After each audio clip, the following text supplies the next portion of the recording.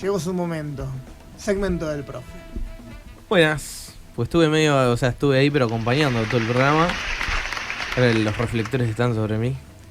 Ahora qué lindo es momento, tu ¿no? momento. Me di cuenta que hay mucha luz. Va. No, en todo el programa, ¿Viste? porque yo me veo siempre en el reflejo. Me di Mirá, cuenta. es Sí, verdad, es verdad. verdad. Ya. Bájala un poco, a ver. Tenemos la... No. No tiene que bajar velo igual, Sí, estás ahí, bájala. Está al lado. Estaba bailando para que Pero se no note, llega. para que se note que era mi reflejo. Bien, en cuanto a la consigna del día de hoy... No, mirá. No. Leímos... No, para ahí que Es una ruedita. Es el programa de la PEU, el prende y apaga ese boludo. Pará, boludo, no estaba girando. Déjalo ahí, déjalo ahí. No, le está dando de más, le está dando de más. ¿Te pasaste? Ahí está, listo. Ahí está. Déjale. Listo, está, joya, flama, ahí está. Igual me sigo Se viendo. sigue viendo, no importa. Está exactamente igual que el principio. No importa. Bien, la consigna del día de hoy era en cuanto, bueno, aniversarios, 10 y 20 años en tiempo, y yo lo llevé para lo de los cómics, hace bastante que, bueno, que no hablo de lo que sería mi materia en cuestión.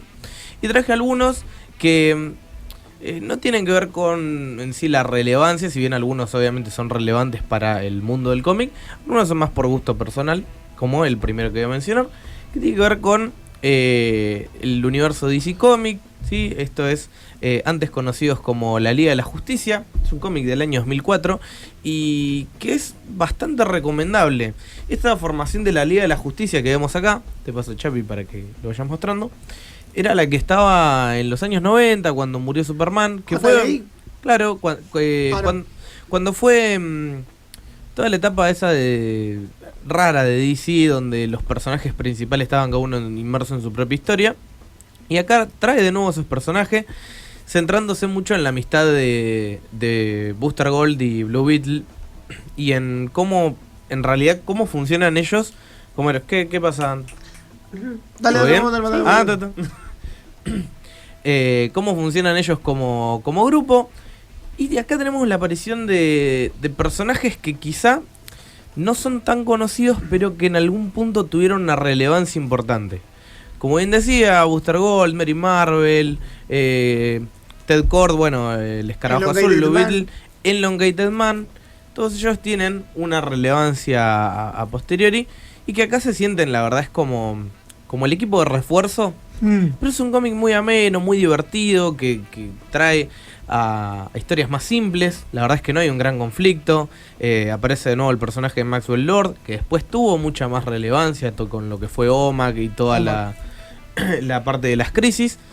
Pero la verdad es que es un preludio a una época que después se tornó un poco más oscura y que quedó marcada en lo que es el universo DC. Por ahí, para recordar esas buenas épocas de los cómics, está bueno, antes conocidos como Liga de la Justicia.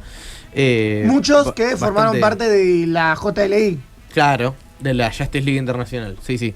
Que ahí es donde inician, y después, bueno, cuando se conforma la JLA a cargo de Batman, ahí es donde aparecen estos personajes. Volviendo todavía al año 2004, tenemos lo que para mí es uno de los mejores cómics de DC. Si no es, que es la... Mira, y es raro porque cuando uno habla de crisis en Es la DC mejor Comics, crisis sin ser el concepto crisis que estamos acostumbrados. claro, el concepto de crisis es en realidad conflicto multiversal en el universo DC, es decir, colisionan multiversos, se enfrentan contra personajes superpoderosos, y acá tenemos Crisis de Identidad, que es un cómic completamente fascinante, que es un policial en donde muere un personaje, si bien no muy conocido, llega a ser entrañable dentro de las historias, que es Sue Dibney, la esposa de Elongated Man, mencionado anteriormente en lo que es antes conocido como Liga de la Justicia. El personaje de Sue Dibney es cruelmente asesinado, y toda la liga, pero no la liga principal, sino el equipo B, podríamos decir, liderados casi por Green Arrow en este caso, tiene que investigar qué es lo que está pasando, basándose en un error que ellos cometieron años atrás. Ellos creen erróneamente que el que se encuentra detrás del asesinato de Sue Dibney es el Dr. Luz, porque ellos le habían borrado la memoria previamente al encontrarlo queriendo violar a este personaje. Es un cómic bastante oscuro, ya llega una época en donde creo que el dibujo acompaña muy bien, y que es lo que llega hasta hoy en día. Uno ve un cómic de los años 2000, del 2004 para acá, y los dibujos tienen esa onda característica. Sí. Que quedó muy impregnada en el mundo del cómic. Es acá también donde Boomerang mata al padre de Tim Drake. Sí. O sea, esta crisis en realidad tiene repercusión en la vida personal de los héroes. Sí. No tanto en lo que es nivel cósmico, multiversal, pero sí en la vida personal de cada uno de ellos. Le da un muy buen trasfondo a todos y también los lleva a cruzar ciertos límites que los héroes no están dispuestos a cruzar siempre. Pero creo que es algo completamente fantástico el trabajo que hicieron acá. Creo que es mi crisis favorita. Sí, de la mía también. Sabiendo y entendiendo que no es el concepto crisis, como No. bien decíamos, de conflicto multiversal. Igual tiene un momento muy vende humo, que Sí. es el de Deathstroke. Sí. Ahí aparece Deathstroke Y se pudre. Se pudre y... No, es que además los personajes son llevados al límite en cuestiones superheroicas. Sí. Y no solo superheroicas, sino que también son llevados al límite mental. Es un cómic que juega mucho con esto. Y establece las bases para... ¿Esto fue antes o después de Crisis Infinita? Es Esa- posterior a Crisis Infinita, pero es anterior a la crisis final. Es la crisis que está entre Claro, medio. establece las bases para Crisis Final. Crisis final, sí, es la anterior a lo que es crisis final. Y nada, ya plantea también ciertos conflictos que después se trabajan y que desprenden de acá, como es lo de Prometheus. Esto ya se empieza a sí. tramar acá, que después se desarrolla mucho Uy, más qué adelante. buen arco es. Todo con el arco de Green Arrow, quien es mi héroe favorito de DC Comics. Sí. Es Espectacular. tipazo. Y bueno, siguiendo con lo que es año 2004, y el último que traje de esta época, es uno que sentó las bases para lo que después DC también copiaría, que es el regreso de alguien muy importante para lo que era Marvel Comics, es el regreso del Soldado del Invierno. El 2004, Ed Brubaker trae de nuevo al personaje de Bucky Barnes, quien anteriormente era el sidekick o el acompañante del Capitán América, y se lo revive de una forma medio extraña. Tiene que ver mucho el tercer acto, cosa que en las películas no se adapta de esa forma, sino que en las pelis se busca algo más realista. Lo interesante de acá es que en el 2004 sale el cómic, que es bien policial, bien serio, es todo muy de espionaje. La verdad es un cómic muy bueno y que planta bases para lo que el futuro del Capitán América iba a ser dentro del mundo del cómic, ya que antes estaba muy dentro de lo superheroico y acá ya se empieza a meter mucho en lo que es la onda espía de agente de S.H.I.E.L.D. En el 2014, 10 años después de la publicación de este cómic, sale la película El Soldado del Invierno, lo que considero, objetivamente hablando, la mejor película de Marvel en cuanto a lo que es guión, trama, cómo la filmaron, escenas de acción. Para mí tiene las mejores escenas de pelea mano a mano, es El Soldado del Invierno. Y sin duda, creo que rescata mucho esto que decía del cómic, ¿no?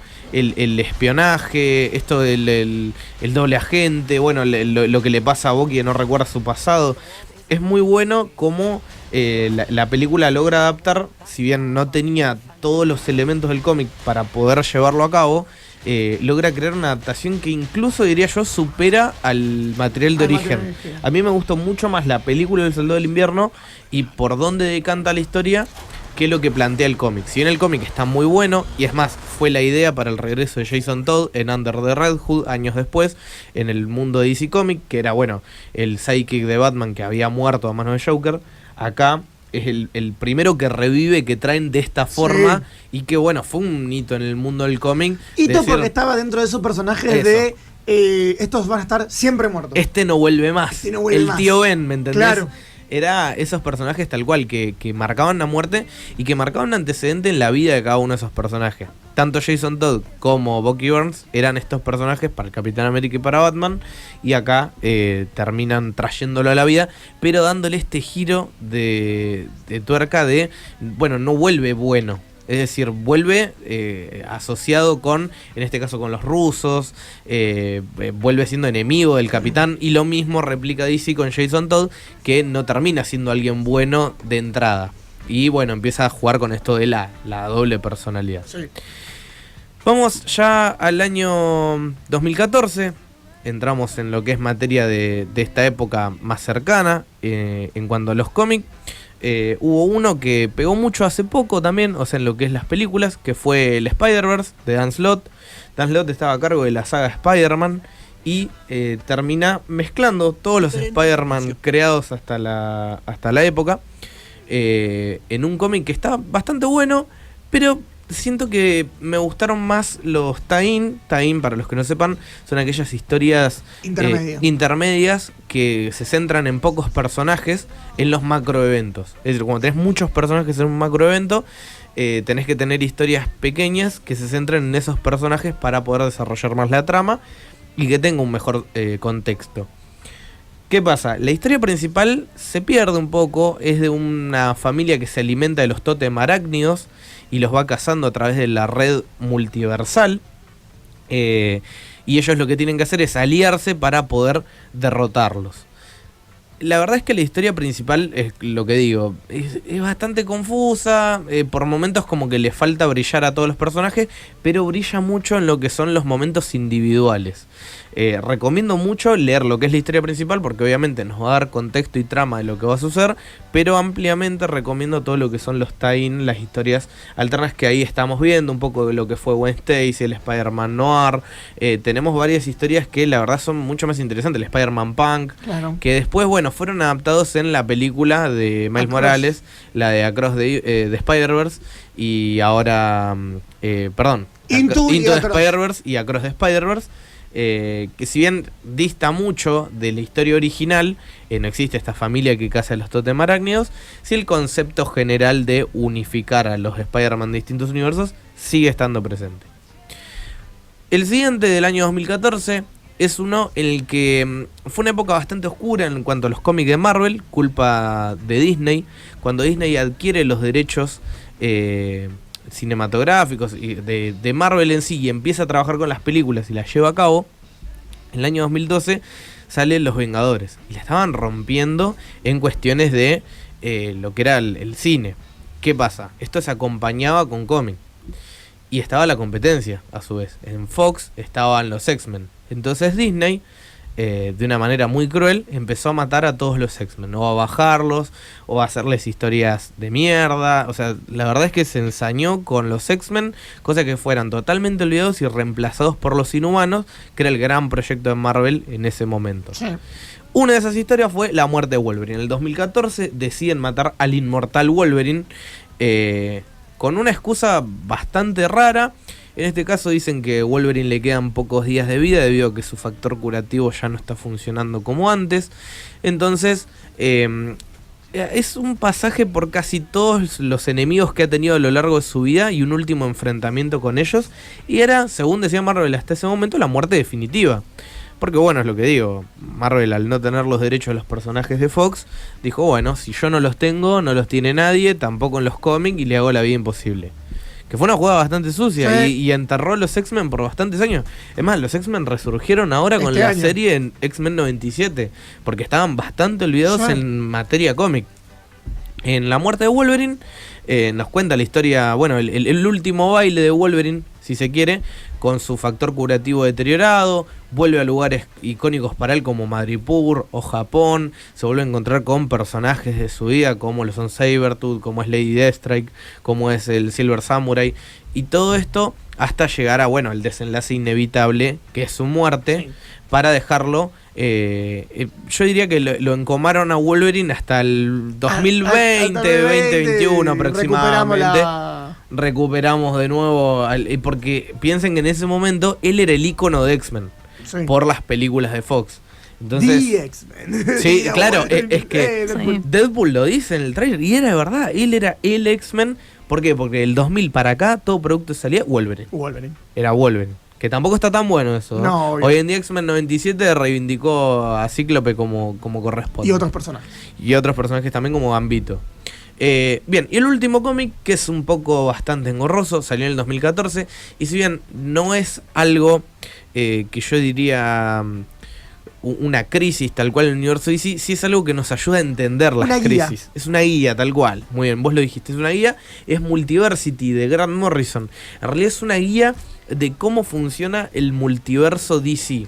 ¿Qué pasa? DC, cuando crea los nuevos 52, que son las 52 tierras que supuestamente está englobando todo el multiverso, se le empieza a hacer muy difícil sostener esto. Entonces dicen, bueno, ¿qué tierras pertenecen a estos 51 universos?